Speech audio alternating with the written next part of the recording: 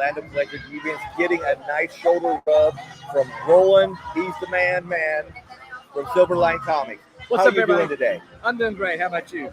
I'm doing great. We out here in Kissimmee at Osceola Heritage Park, enjoying a great venue and a great show. Yes, Infinity Toy and Comic Convention. Fantastic. This is probably my sixth year, And I think. maybe you've been there. Weren't you Well, there? I started going back in the hotels, right, over by UCF. Yep, by off of Alafaya. And I think I did 2 or 3 years. That's where I first met you. Yep. That was the I very keep first. forgetting this is our anniversary show. That was the first interview with you. Was there where I took you into that little Right, the restaurant. little bar, yeah. Yep. I still remember that. You Like know it was the- yesterday. You know that room that you were in? That is now part of the bar area now. That makes sense. It was kind of a weird. Little room Yeah. off to the side, yeah. But yeah, we've been together for a long time doing interviews at like almost every single one of them. Yep. A great relationship between O.C.D. and Silverline Comics. That's right. Before Silverline. That's right. No, Well, you're right. No. It was in the middle because you were Silverline. You took a hiatus for a few years, Yes. and then Silverline. Well, again. it was before Silverline 3.0, which is why I tell folks that we had Silverline goes back to of course the late 80s, but this current iteration didn't start until I had to look now, but probably 2019, I think. Maybe 18. I think it was 19 that kind of got. No, 19 is when we started the. Maybe 17, 18. So I don't know. So somewhere around there. Somewhere around there, yeah. Because I wasn't, I was just going to make comics again, and I remember you were so up in the air if you were going to do it or not. yeah, because it's a lot of work, right? And that was it. It's like, well, I just want to make comics, right? And the problem was that there were several others that I was working with wanted to make comics and wanted to kind of pool our resources because I knew how to get it all. I knew how to get all the back end stuff done, right? Not just make the comic. I knew how to get it printed and shipped out and all that kind of stuff. And so it also helps that you have like college roommates or college friends that do all that kind of right, stuff. yeah. It helps that my buddies run a comic print shop, so yes. Gotta help. But yeah, so yeah, I really didn't want to do it initially, but I was kind of, folks like Barb said, I'll help. You do it, I'll help. So Barb does all of our books. I'll spend the money and give her a receipt, and she'll say, "You can't spend all my money." Well, and see, that's one with your history in comics, you have a lot of connections. Yes. Sorry, man. I couldn't tell whether he was live. Was he live? I think he's trying to be live, Oh, and I don't think he realized we were live. I don't think he did either. Okay. Dude, if you're watching it, sorry. Yeah. Once he comes back, I think that's Steven Sivers or. Hey, Michelle, how you doing? She said, "Make mine Hey, Silverline." Michelle, what's up? Thank you. Make mine Silverline. So Michelle's a former student of mine. She's rocking it. She's doing all kind of cool things. well, see, that happens with a lot of former students of yours. They gonna do good things? Yes. Yeah. Once they leave you. I'm just saying. Most of my students don't want to make comics. Most of my students are there for television, film, games. Michelle's doing a lot of games. But I think one of the things that I'm able to do, one of the things I like is when they leave my class, they have a greater appreciation for the art form, right? It doesn't necessarily mean that they leave the class and go, I'm going to go make a comic, but it's kind of like, hey. They go from, well, it's just a comic to, oh, crap, there's a lot that goes into a comic. And that's kind of cool, it's... You mean you just don't draw something right. and there's thought behind it? What she said. It says great things about him. We created a whole Discord server for our class for him. This is true. I joined their Discord server. Yeah. Yeah, I remember when he didn't know how it worked either. Oh, I know. I remember that. But that was before that. I knew how Discord worked then. But yeah, so so my goal is to, when they exit the class, have them have a greater appreciation for comics than when they enter the class. Well, everybody needs to have a greater appreciation for I comics, agree. besides the movies that are out there. Yes. Right. Because the movies are not the comics. I'm going to tell you that right now. Did you see She-Hulk? Yeah. Yeah. Did you not like it? Yeah. Oh, I liked it. I'm going to tell you. And I didn't like Miss Marvel, though. This will be all the, where's Tommy? He's over there twerking somewhere, probably. Not twerking. Not twerking, because he still owes me. He still owes me a dance for TikTok. But I can see him over there drawing. But I'm going to tell you, we're sitting there watching it, and this is going to be spoilers, and not really spoilers, but Trish, who's never read any of the comments, any of the reviews, any of that stuff, we're sitting there, and the scene where they're at the bar, Yeah. On the beach, on the beach. Right. Trish looks at me and says, I feel like I'm watching a live version of Shrek. Yeah. And this is coming from Trish, who has no history, no concept, no nothing. And that should tell you right there. Yeah. She felt, and I felt this way too. The comedy was too forced. Yeah, I thought so too. Yeah. And to me, and I'm going to be me personally, and Trish did agree with me, some of what they were trying to push, they were pushing so hard, it was making certain genders not feel very appreciated. Yeah. Yeah, no, I caught that, and BJ and I talked about that a little bit too. It's like, the thing about it is they gloss over all the stuff that happened to Bruce, right? And it's like, okay, wait, so you're mad because a dude whistled at you, and Bruce had all this other stuff. So yeah. I mean, John Neville from John Neville Collectibles over there at Pop Culture Playground actually showed me a comic yesterday where Bruce Banner almost got raped by two men in a YMCA. Yeah. They didn't talk about that, did they? No. Yeah. No. No, yeah, I wish they'd just, that's, to me, that's one of those things. Just leave it alone. Just let her turn to Hulk. Just let her say, you could just say, deal with your anger. Yeah. That's it. Leave it alone. I mean, I'm a She-Hulk fan. Don't get me wrong, guys. I'm a She-Hulk fan. I'm not a fan of this show. I know that they like to switch things up. But to me, they should have kept the blood transfusion as medically necessary. Right. Where Bruce had to fight with his own emotions if he could really could do this without killing her, first of all. Instead of it just being some weird fluke accident and the blood jumped out of his body, and it's like, what the heck was that? Yeah, like, oh my god, now you Hulk, cooties. And that she hulked out just like that, Yeah. So this is one of those times that I wish that they kept the backstory correct. I do too. Yeah. I wish they didn't push their agenda so hard. Because the agenda was very much in your face. Yeah. I'm better than you. Yep. And I'm sorry, nobody's better than the Hulk. Nobody can out-Hulk the Hulk. Yeah. I mean, we did get the one scene where he did show her, you know what? I can throw a rock a lot better than you. Right, yeah. Yeah, that was funny. But I'm curious to see where it's going to go. I'm hoping it gets better. I don't have high anticipations. Yeah.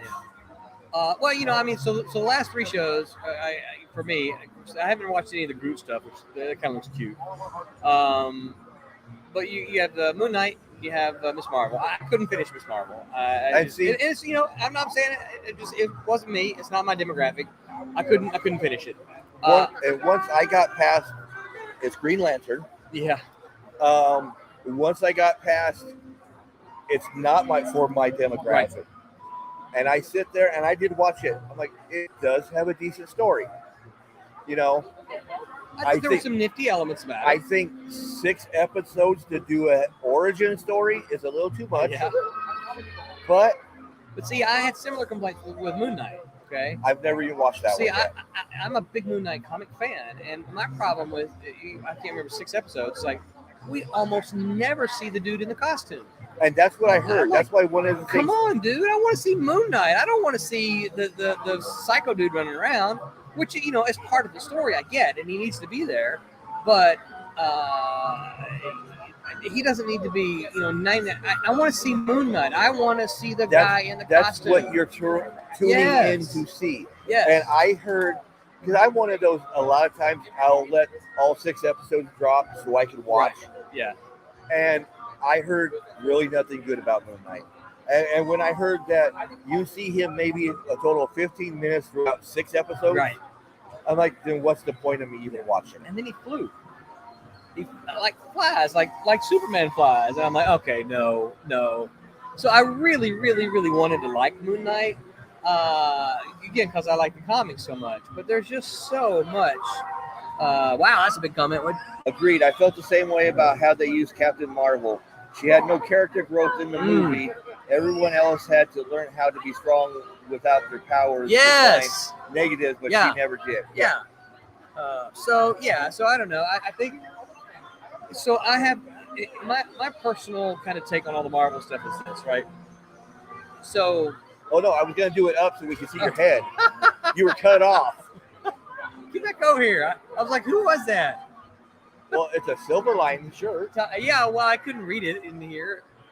I can see you, dude. You're on camera. Yeah, you're still on camera right there. Oh, there we go. Look, we got a tan. Oh, you almost got a twerk. I see that. So here's my thing, right? So if you talk to people who are like big Marvel readers, they're gonna tell you their favorite comics are Spider-Man, X-Men, Avengers, Fantastic Four, Punisher, Ghost Rider. Okay, yeah. Well, Punisher, okay. No, but those are kind of that's kind of the core. Everything else is kind of secondary. I feel like what's happened is that we've got all of those core books. Now we're deep, and I like Moon Knight, but Moon Knight is not a core character. He's a secondary character, right?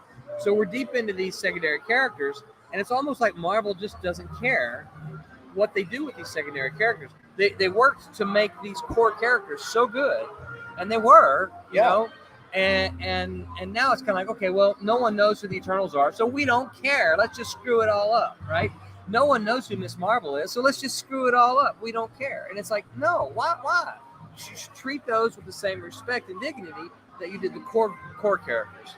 Again, I don't work at Marvel, so they don't ask me. Well, but that's my take. Like Miss Marvel, you want to know what I was waiting for? I was waiting for a cameo of Squirrel Girl. Yeah. Because they are like almost best friends. Well, and never once did they even mention her. And you know who they got to apparently they the T-Mobile girl is gonna be Squirrel Girl? Yeah. She's too old. To me, she'd be too old because Squirrel Girl is still younger, like a high school. Yeah. She's not high school. And she's chunkier. What are you doing now, Tommy? He's going to be writing all kinds of stuff. Yeah. But and one of the things I like about Squirrel Girl, because like I said, she's not a paper thin girl. Yeah. She's one of the strongest ones in the Marvel. If you go by the comics, right? Yeah. Why can't Tommy be on the show? I said Tommy can be on the show. He left. But okay. Well, we're hitting 14 minutes. Okay. So let's me and you can sit. Yes. One time I'm gonna have you and Joe Doyle on the show at the same time, and we're gonna sit. We're gonna talk comic books, and we're not gonna talk Silverline. We're not gonna talk art and all that. We're just gonna sit and talk this kind of stuff. Okay. Yeah. Because this is what I love talking about. Yeah. I got opinions. And I hold your opinions very highly. Oh, thank you. And it doesn't mean I got to agree with them. Of course not. But me and you can sit here and have a discourse without getting upset with each other either. Correct. Yes. So. Yeah. And we don't have to agree to like each other. Exactly. Yeah. I mean. Yeah. Okay. So, real quick, give out a shout out to Silverline. Tell them that what you got going on, what you got coming up, all that fun stuff. Silverline. You gotta wait a minute Yeah. because Jonathan is gonna do this. Oh, look, Kelsey got some. Yakuza. We have found the blue space stone, and now keep your eyes open for the purple power stone. There's I got one of those one year. He gave me one of those to put on my table. Did he? Yeah. It was fun.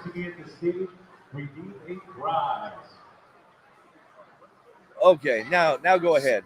All right, so Silverline. Jonathan finally shut up. Silverline, for those of you who don't know, we're a genre-spanning independent comic and graphic novel publishing company. We do superheroes, science fiction, horror. We do a little bit of everything. I tend to like the superheroes and the action stuff, me personally. We have done over 30 books in the last couple of years. Last 2 months. Yeah. We just keep putting them out. We're going to change our schedule a little bit next year, but we've already got our next Kickstarter slated for September 1st. So we will be live during the Daytona Beach Comic Con. Is it any sequels to anything? It is. Yep. We are really trying to finish them. No, you know my situation right now. It's like, oh yes, it's killing me. So the next And one. my situation, guys, we're in the middle of moving, so I don't got a lot of money to spend. So it hasn't been officially announced yet. We're going to announce it on Monday, but you get everything early, right? Okay. So our next Kickstarter, we're going to have 4 books. I know, dude. We just keep making comics. So we're going to have. You need to tell them to be just like any other comic book industry and start being slow on bringing it in. So we're going to have Twilight Grim number 4, which will finish that series, right? We're going to have Kayla's Volume 2, number 1. So there's going to be a new Kayla series starting. Okay. We're going to have Sirens Remix number 2. And then we're going to have Scary Book number 1. It's a remix book. So 4 books. They're already done. And we're working on the covers. We don't have the covers finished, but we're working to get those finished. And we're going to launch on September 1st. Okay. So, guys, keep your eyes out for September 1st, Thursday. Or Wednesday night, Thursday, like normal? Yes, Thursday. Okay. Thursday. Yeah. Thursday. I can't ever remember. Well, Wednesday's the secret launch. The secret launch that these people don't know? Yeah. Okay. Thursday is September 1st. That's the day we tell everybody it goes live. But then we send out an email to our people on our list and say, hey, it's actually live. Well, you could have just said Thursday. You didn't have to tell anybody about a secret day ahead of time. You and Tommy? Okay. Thank you, Michelle, if you're still around. Thank you for hanging out. Okay. Keep rocking it. And with that, we're done with this one. I guess we got Tommy coming up. And we will sit and talk with Tommy after he gets done going to the bathroom. We'll ask him all about the experience in the bathroom. Yeah. With that, guys, catch you guys later. Bye. And make mine